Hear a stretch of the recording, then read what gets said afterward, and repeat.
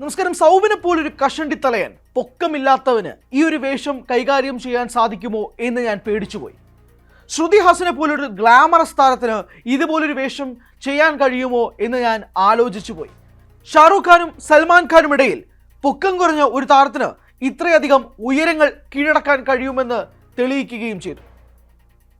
Soubin ഷായർ, Shruti Haasan, Aamir Khan എന്നിവരെക്കുറിച്ച് super star Thalaivar Rajinikanth കൂലി audio ലോഞ്ചിൽ പറഞ്ഞ വാക്കുകളാണിവ. Social മീഡിയയിൽ വളരെയധികം ട്രെൻഡിങ് ആവുകയാണ്. പോസിറ്റീവ് അർത്ഥത്തിലല്ല, നെഗറ്റീവ് അർത്ഥത്തിൽ. ഒരാളെ ബോഡി ഷെയിം ചെയ്യുക, ഒരാളെ ടൈപ്പ് കാസ്റ്റ് ചെയ്യുക, ഒരാളുടെ കഴിവിനെ കുറച്ചു കാണുക തുടങ്ങി നിരവധി കാര്യങ്ങളാണ് ഇപ്പോൾ രജനിക്കെതിരെ ഉയരുന്നത്. കൂലി എന്ന ചിത്രം ബോക്സ് ഓഫീസിൽ തകർത്ത് മുന്നേറിക്കൊണ്ടിരിക്കുകയാണ്. കേരളത്തിൽ പ്രത്യേകിച്ച് ആദ്യ ദിനത്തിൽ പ്രധാന സെൻറ്ററുകളിൽ ഒന്നും തന്നെ ടിക്കറ്റുകൾ കിട്ടാനില്ല. ആദ്യ ദിനമാണ്, ആദ്യ ഷോ അല്ല. ആദ്യ ദിനത്തിൽ തന്നെ എല്ലാ തിയേറ്ററുകളും പ്രത്യേകിച്ച് മൾട്ടിപ്ലക്സുകൾ അവരുടെ എല്ലാ സ്ക്രീനുകളിലും കൂലി എന്ന ചിത്രത്തിൽ പ്രദർശനവുമായി മുന്നോട്ട് പോകുമ്പോൾ പോലും ആ സ്ക്രീനുകളിലൊന്നും തന്നെ ടിക്കറ്റ് കിട്ടാതിരിക്കുന്ന അവസ്ഥയിലാണ് കഴിഞ്ഞ ദിവസം audio launch function Sun Pictures പുറത്തുവിട്ടത്. ആ പുറത്തുവിട്ട സമയത്താണ് രജനീകാന്തിൻ്റെ ഈ ഒരു പരാമർശത്തോടുകൂടി, അതായത് രജനിയുടെ സ്പീച്ച് ഉൾപ്പെടെ പുറത്തുവിട്ട 41 മിനിറ്റോളം നീണ്ടു നിൽക്കുന്ന പ്രസംഗമാണ് രജനി ഓഡിയോ ലോഞ്ചിൽ നടത്തിയത്. ആ സമയത്ത് തൻ്റെ താരങ്ങൾ ഉൾപ്പെടെ പ്രൊമോട്ട് ചെയ്യുന്ന സമയത്ത്, തൻ്റെ ചിത്രത്തെ പ്രൊമോട്ട് ചെയ്യുന്ന സമയത്ത് രജനി പറഞ്ഞ വാചകങ്ങളാണ് ഇപ്പോൾ സോഷ്യൽ മീഡിയയിൽ വളരെയധികം കത്തുന്നത്. എന്തുകൊണ്ടാണ് രജനി ഇങ്ങനൊരു പരാമർശം നടത്തുന്നത് എന്നൊരു ചോദ്യം വളരെയധികം ഉയരുന്നുണ്ട്. അതിനകത്ത് രണ്ട് വിഭാഗത്തിലെ ആളുകൾ പറയുന്നുണ്ട്. പ്രധാനമായും രജനിയുടെ ഈ ഒരു പ്രസംഗത്തിൻ്റെ ഈ ഭാഗം മാത്രം കട്ട് ചെയ്തവർ പറയുന്നത് രജനിയുടെ പ്രസംഗം മുഴുവനായി കേൾക്കൂ എന്നതാണ് പറയുന്നത്. കാരണം സൗബിനെ പറ്റി ആദ്യം ഈ ഒരു കഷണ്ടിത്തലയൻ, പൊക്കം കുറഞ്ഞവൻ എന്നൊക്കെ പറയുമ്പോൾ പോലും പിന്നീട് രജനി പറയുന്നത് ലോകേഷ് ഒരു തവണ ലാപ്ടോപ്പിൽ സൗബിൻ അഭിനയിച്ച രംഗങ്ങൾ തന്നെ കാണിക്കുകയും താൻ അമ്പരന്ന് പോവുകയും ചെയ്തു എന്നതും പറയുകയും ചെയ്തു. അതോടൊപ്പം തന്നെ ഈ ഇതേ ഓഡിയോ ലോഞ്ച് ഫംഗ്ഷനിൽ സംവിധായകൻ ലോകേഷ് കനകരാജ് പ്രസംഗിക്കാനായി എത്തിയപ്പോൾ മൈക്കെടുത്ത് ആദ്യം പുകഴ്ത്തിയത് സൗബിനെയാണ്. സൗബിന് ഈ റോളിന് ശേഷം, ഈ വേഷത്തിന് ശേഷം വലിയ രീതിയിൽ ഉയരും, വലിയ കോളുകൾ വരും, ഇനിയും ഉയർന്നു പറക്കും സൗബിൻ എന്നതാണ് ലോകേഷ് പറഞ്ഞത്. പക്ഷേ രജനി അത് പറഞ്ഞതിന് മുൻപ് ഈ ബോഡി ഷേമിംഗ് നടത്തിയ കാര്യം അത് വളരെ രീതിയിൽ സോഷ്യൽ മീഡിയയിൽ ട്രെൻഡിങ് ആയി മാറിക്കൊണ്ടിരിക്കുകയാണ്. എന്തിനാണ് ഒരാളുടെ കഴിവ് പുകഴ്ത്താൻ വേണ്ടി ആദ്യം ഇകഴ്ത്തുകയും ഇതുപോലെ ബോഡി ഷേമിംഗ് നടത്തുകയും പിന്നീട് പുകഴ്ത്തലിലേക്ക് പോകുമ്പോഴേക്കും ആ പുകഴ്ത്തലിന് തന്നെ യാതൊരുവിധ പ്രസക്തിയും ഇല്ലാതായി മാറുകയാണ് എന്നതാണ് ഒരു വിഭാഗം ആളുകൾ സൂചിപ്പിക്കുന്നത്. അതുപോലെ തന്നെ ശ്രുതി ഹാസൻ്റെ വേഷത്തെക്കുറിച്ച് സംസാരിക്കുകയും ചെയ്തപ്പോൾ ആദ്യം പറഞ്ഞത് ഗ്ലാമറസ് വേഷങ്ങൾ, 3 പോലുള്ള ധനുഷിൻ്റെ ചിത്രത്തിൽ ഗ്ലാമറസ് വേഷങ്ങളിൽ മാത്രമേ താൻ ശ്രുതിയെ കണ്ടിട്ടുള്ളൂ.